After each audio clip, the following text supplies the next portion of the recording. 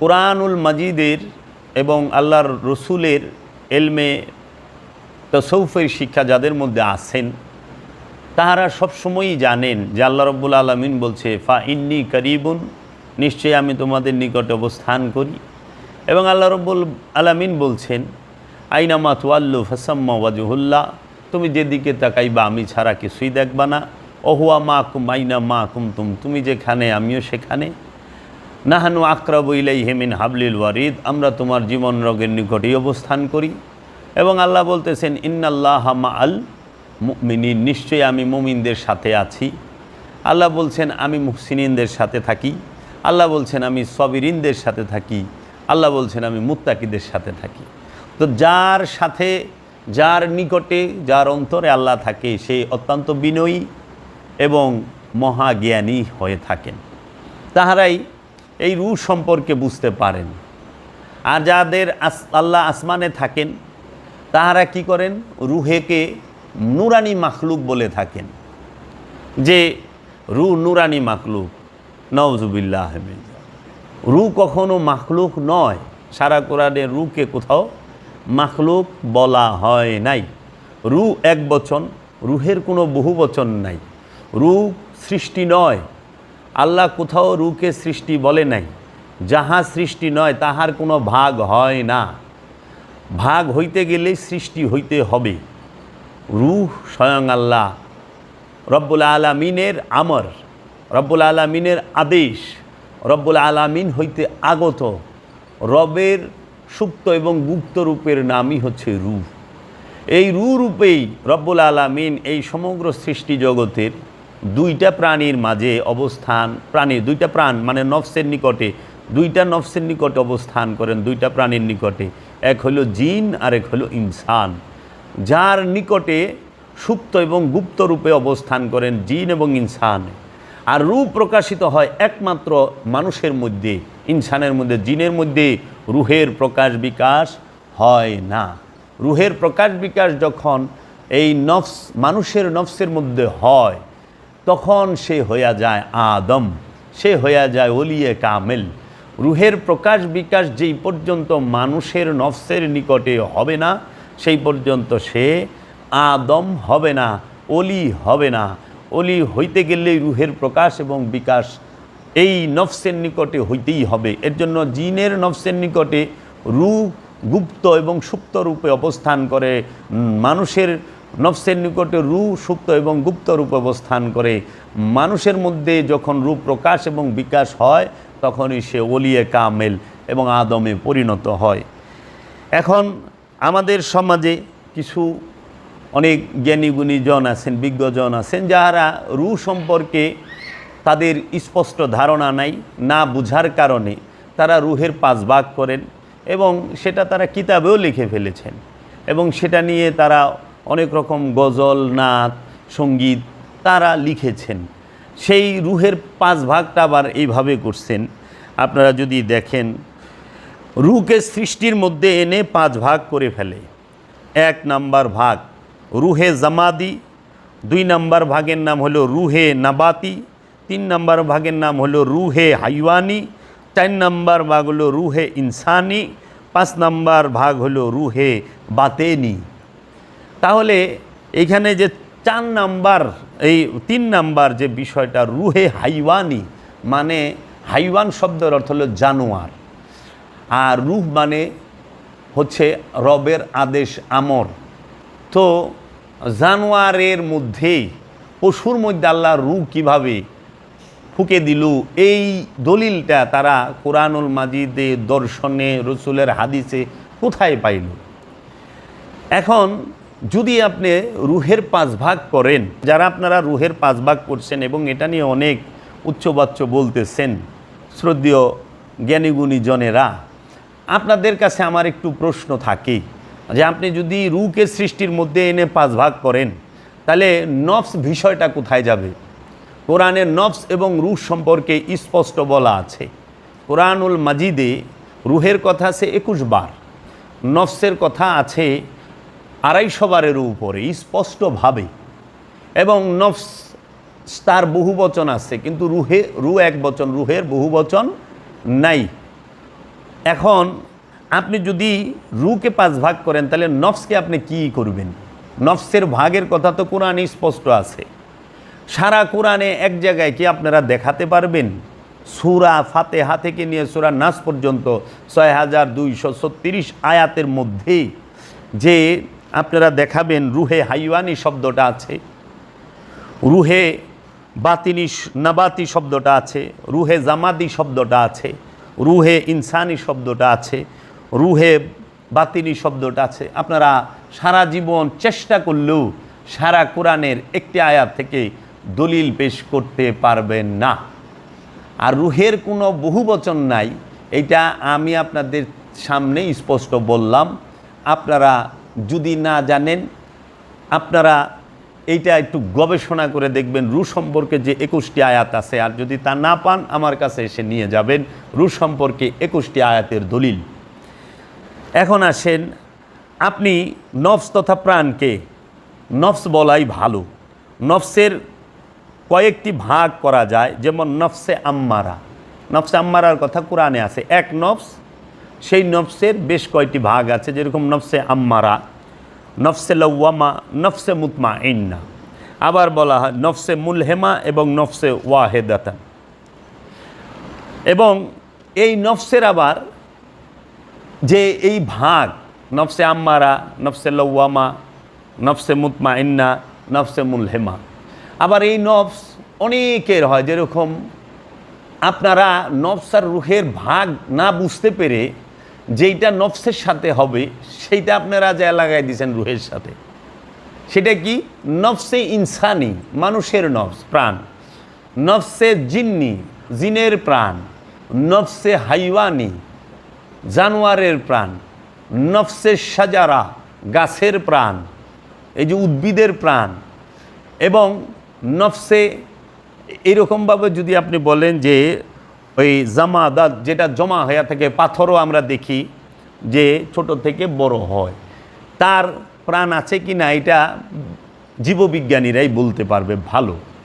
তাহলে আপনারা এই স্থলচর এবং জলচর এবং আকাশচর, এই তিনের মধ্যেই, পৃথিবীতে, আসমানে এবং পানির মধ্যে যে প্রাণীগুলো আছে সমস্ত প্রাণীর নফস আছে, এবং এই নফসগুলোর স্তর আছে, ভাগ আছে প্রাণগুলোর।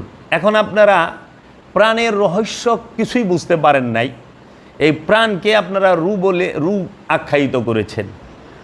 প্রাণের নফস দেখেন, নফস সে জন্ম নেয়, নফস জন্ম দেয়, নফস মৃত্যুবরণ করে, কারণ যে জন্মাবে তার মরণ আছে, যে সৃষ্টি তার মৃত্যু আছে। তাহলে যদি নফস রু সৃষ্টি হয় তাহলে রুহের তো মরণ আছে, নাউজুবিল্লাহি মিন যালিক। সারা কোরআনে তো এক জায়গাও নাই যে কুল্লু রুহিন যায়কাতাল মউত, যে প্রত্যেক রু মৃত্যুর স্বাদ গ্রহণ করবে। আল্লাহ এমনও বলেন নাই যে আমি রুকে সৃষ্টি করেছি। রু সৃষ্টিও না, রু মরেও না, কারণ সৃষ্টি হইলেই তার মৃত্যুর স্বাদ গ্রহণ করতে হবে। সৃষ্টিকে নফস, তাই কোরআন বলছে কুল্লু নফসুন যায়কাতাল মউত, প্রত্যেক নফস মৃত্যুর স্বাদ গ্রহণ করে। এবং সৃষ্টির সাথে কিছু লেগে থাকে। নফস যেহেতু সৃষ্টি, সেই নফসের মধ্যে উদ্দেশ্যমূলকভাবে আল্লাহ শয়তানকে ঢোকাইয়া দিছে, খান্নাসরূপী শয়তানকে নফসের সাথে দিয়া দিছে। দিয়া আবার আল্লাহ কয়ে দিচ্ছে মিন শাররিল ওয়াসওয়াসিল খান্নাস, শয়তান থেকে তুমি মুক্তি নাও, খান্নাসরূপী শয়তান হইতে মুক্তি নাও। এখন এই খান্নাসরূপী শয়তানকে যখন নফসের সাথে দিয়া দিছে, তখন কি করে নফস? নফস তো সৃষ্টিগতভাবে পবিত্র। নফস আগুন, পানি, মাটি, বায়ু না, নফস হচ্ছে নূর, আল্লাহর সেফাতি নূর, আল্লাহর সেফাতি নূর। আগুন, পানি, মাটি, বাতাস দিয়ে দেহ তৈরি, কিন্তু নফস তৈরি না। এই আগুন, পানি, মাটি, বাতাস দিয়ে যে দেহ তৈরি, এই দেহের অঙ্গ সৌষ্ঠবের উপরে, অঙ্গ প্রত্যঙ্গগুলোর উপরে আল্লাহ রব্বুল আলামিন রহস্যময় নফসকে তথা রহস্যময় প্রাণকে সেট করে দিয়েছেন। কোথায়?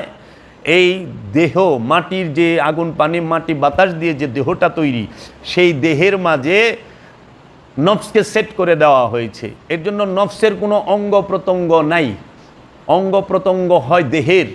এই দেহের অঙ্গ প্রত্যঙ্গ সৌষ্ঠবের উপরে আল্লাহ রব্বুল আলামিন রহস্যময় নফসকে সেট করে দিয়েছে।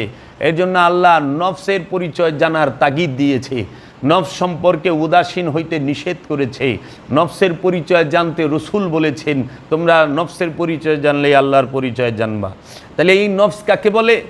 আমার দয়াল মুর্শিদ বাবা জাহাঙ্গীর আমাকে যে শিক্ষাটা দিয়েছেন, বাবা জাহাঙ্গীর বলেছেন, বাবা জেনে নাও, নফস হচ্ছে মানবীয় ইন্দ্রিয় অনুভূতির বিচিত্র গতি প্রবাহের নামকে বলা হয় নফস।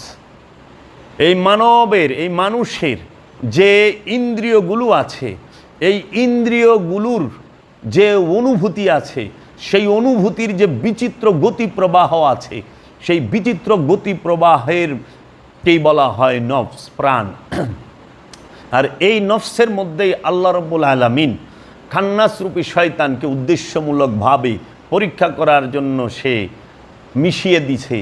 কেন? যেন সে আল্লাহ দেখতে চায় যে এই নফস কি আমাকে ভালোবাসে না খান্নাসের কুমন্ত্রণায় দুনিয়াকে ভালোবাসে, এই পৃথিবী এবং দুনিয়ার মায়ায় পইরা আমাকে ভুলে যায় কিনা। তাই আমরা দেখতে পাই নফসের জন্য, নফসকে আল্লাহ সৃষ্টি করেছেন এক নফস হইতে। কোরআন বলতেছেন আমি এক নফস হইতে সমস্ত নফসকে সৃষ্টি করেছি, সূরা আরাফে আছে। আপনি যদি দেখেন আল্লাহ রাব্বুল আলামিন বলতেছেন কুল্লু নফসুন যায়কাতুল মউত, প্রত্যেক নফস মৃত্যুর স্বাদ গ্রহণ করবে। নফস খায়, নফস ঘুমায়, নফস সে নিজের উপরে জুলুম করে, নফস অন্যের উপরে জুলুম করে, নফস সে জাহান্নামে যাবে, নফস সে জান্নাতে যাবে। নফসের জন্য পবিত্রতা, নফসের জন্য নাপাকি, নফসের জন্য শুদ্ধতা, নফস সে সবসময় তেলতামাশায় মিশে থাকে।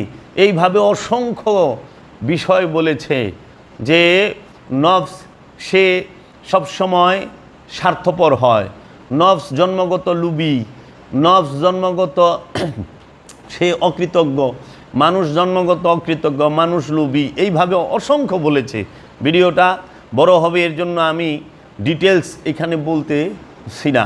তো এর জন্য আপনারা দেখবেন যে রূহ আল্লাহ রাব্বুল আলামিন কোথাও সৃষ্টি বলে নাই। এখন যখন আমরা কোনো একটা শ্রেণীকে ধরিয়ে দিয়েছি যে যাহারা আপনারা রূহের 5 ভাগ করেছেন, আপনারা রূহ সম্পর্কে বুঝতে পারেন নাই এবং আপনারা রূহ সম্পর্কে কোরআন থেকে গবেষণা করে আপনারা সেইটা মানুষের কাছে দিতে পারেন নাই। এটা আপনাদের একটি নফস সম্পর্কে যে ধারণাটা সেটাকে রূহের উপরে চাপিয়ে দিয়েছেন এবং রূহ 5 ভাগ করছেন অজ্ঞতার কারণে, রূহ সম্পর্কে অজ্ঞতার কারণে। আবার রূহে সোয়াব নজর পাঠাচ্ছেন যারা, রূহ স্বয়ং আল্লাহ, আল্লাহর জন্য আপনি কি সোয়াব পাঠাচ্ছেন? রূহ স্বয়ং আল্লাহর আদেশ, আমরি রব্বি, রূহ নাজেল হয়, রূহ নিক্ষেপ হয়, রূহ ফুৎকার হয়, রূহ সে তার হেদায়েতের প্রয়োজন হয় না, নফসের হেদায়েতের প্রয়োজন হয়। তাহলে আপনারা কিভাবে রূহের জন্য মাগফিরাত কামনা করেন? কারণ রূহ তো মরেই না। যে মরে না তার জন্য কিসের মাগফিরাত? যে জুলুম করে না, যে অত্যাচার করে না, যে নাপাক হয় না, যে পাপ করে না, তার জন্য আপনারা কিভাবে সওয়াব পাঠান এবং তার জন্য কিভাবে আপনারা মাগফিরাত কামনা করেন? মাগফিরাত কামনা করতে হইলে, সওয়াব পাঠাইতে হইলে নফসের জন্য পাঠান, নফসের জন্য মাগফিরাত কামনা করেন, প্রাণের জন্য। কারণ প্রাণ কিয়ামতের মুখোমুখি হয়, রূহ কিয়ামতের মুখোমুখি হয় না। নফস সাআতের মুখোমুখি হয়, রূহ সাআতের মুখোমুখি হয় না। নফস হাসরে উঠবে, রূহ হাসরে উঠবে না। রূহ স্বয়ং আল্লাহ, হাসরের দিবসে রূহ সে সমস্ত কিছু বলবে। এর জন্য আপনারা যাহারা রসুলের জন্য দোয়া করেন, রসুলের রূহে সওয়াব পাঠান, তারা সারাসার বেয়াদবি করেন। কারণ আল্লাহ রসুলের থেকে যোগ্য পাত্র আপনারা কেহই নন। আপনারা যারা রসুলের জন্য সওয়াব পাঠান, রসুলের রূহে সওয়াব পাঠান, রসুলের রওজায় সওয়াব পাঠান, তারা ভুল করেন, এন থেকে সইরা আসেন। আপনারা কি করেন? নিজের জন্য মাগফিরাত কামনা করেন, নিজের নফসের জন্য দোয়া চান, আত্মীয় স্বজন যাহারা আপনার আছে তাদের জন্য হেদায়েতের জন্য দোয়া চান, আপনারা রসুলের উসিলায় দোয়া চান, কিন্তু রসুলের জন্য দোয়া করতে যায়েন না। এটা কিন্তু এই যারা রসুল মানেন না, রসুলকে ছোট করে দেখেন, তাদের সূক্ষ্ম চক্রান্ত। এই চক্রান্তের ফাঁদে আপনারা পা দিয়েন না। আর রূহ মরে না, তাই রুহের জন্য মাগফিরাত নাই, রুহ স্বয়ং আল্লাহ। যারা রুহে সোয়াব পাঠায় তারাও ভুলে আছেন, যারা রুহে পাঁচ ভাগ করেন তারাও ভুলে আছেন, যারা রসুলের জন্য দোয়া করেন তাহারাও ভুলে আছেন। আপনাদের এই ভুল আশা করি সংশোধন করবেন। আর যদি আপনারা এই ঠেটামি করেন, গোরামি করেন, তাহলে এটা আপনাদের নফসের উপরেই জমা থাকবে। আর আপনারা যে ছোট করে যাদেরকে কথা বলেন যে আপনারা 40 দায়রার 24 দায়রার এই দায়রা আর এই 40 সবক আর 24 সবক দেয়া যে আপনারা কি করছেন সেটা তো আমরা বুঝতে পারি। সারাটা জীবন মানুষকে ভুল শিক্ষা দিয়ে গেলেন, এর দায়ভার আপনাকে নিতে হবে। আপনারা কোনোভাবেই এই সহজ সরল মুরিদ, সহজ সরল মুসল্লি, সহজ সরল মানুষেরকে যে বিপথে নিছেন এবং তাদেরকে যে আপনারা ভুল শিক্ষা দিছেন, এ দায়ভার আপনারা এড়াতে পারবেন না। হয়তো গায়ের জুড়ে আপনারা দুইটা গালি দিতে পারবেন, কিন্তু আপনারা কখনোই সত্য দিতে পারেন নাই, পারবেন না। যে পর্যন্ত না শুধরাবেন